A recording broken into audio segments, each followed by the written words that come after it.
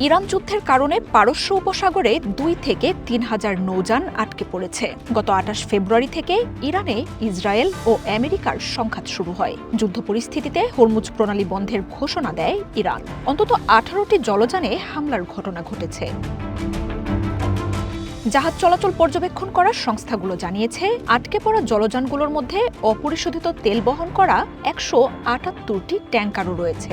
এছাড়াও এসব জলযানে থাকা 20,000-এর মতো মানুষ অচলাবস্থার শিকার। খাবার, পানি সংকট সহ মানসিক ক্লান্তি ও অবসন্নতায় ভুগছেন তারা।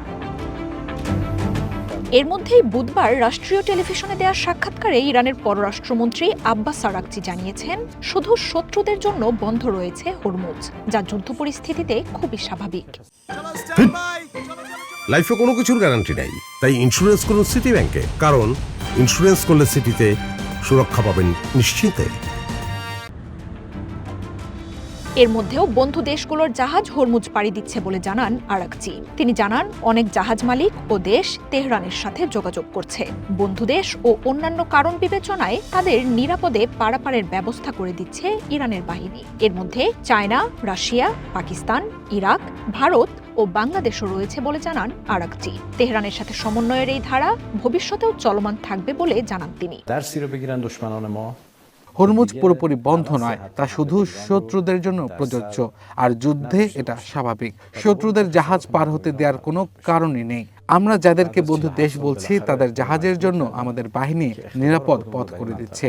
China, Russia, Pakistan, Iraq, Bharat, বাংলাদেশের জাহাজও কয়েকদিন আগে অতিক্রম করেছে। এসব দেশ আমাদের সাথে সমন্বয় করছে এবং যুদ্ধের পর ভবিষ্যতেও তা বহাল থাকবে। তবে আমেরিকা, ইসরায়েল, তাদের মিত্র ও ইরানের বিরুদ্ধে যুদ্ধে ভূমিকা রাখা কয়েকটি উপসাগরীয় দেশ স্বাভাবিকভাবেই এই সুযোগ পাবে না বলে মন্তব্য করেন তিনি। এই সপ্তাহেই আমিরাত থেকে পাকিস্তানের উদ্দেশ্যে ছেড়ে যাওয়া একটি জাহাজের গতিপথ বলপূর্বক পরিবর্তন করে আইআরজিসি। ইরান হরমুজ পুরোপুরি বন্ধ নয় জানালেও জাহাজ মালিক ও কোম্পানিগুলো নিরাপত্তার ব্যাপারে কঠোর সতর্কতা অবলম্বন করছে। বিশ্বের 20 ভাগ তেল সরবরাহ করা গুরুত্বপূর্ণ এই জলপথে চলাচল 95% নেমে এসেছে। দৈনিক গড়ে 120টির পরিবর্তে যুদ্ধ শুরুর প্রায় 1 মাসে মাত্র 155টি জাহাজ হরমুজ অতিক্রম করেছে। ফলে 90% পর্যন্ত বেড়েছে জ্বালানির দাম। সবশেষ বুধবার মাত্র 2টি জাহাজ জলপথটি পাড়ি দেওয়ার তথ্য রয়েছে। মার্জিয়া উপমা, ওয়ান ইন্টারন্যাশনাল ডেস্ক।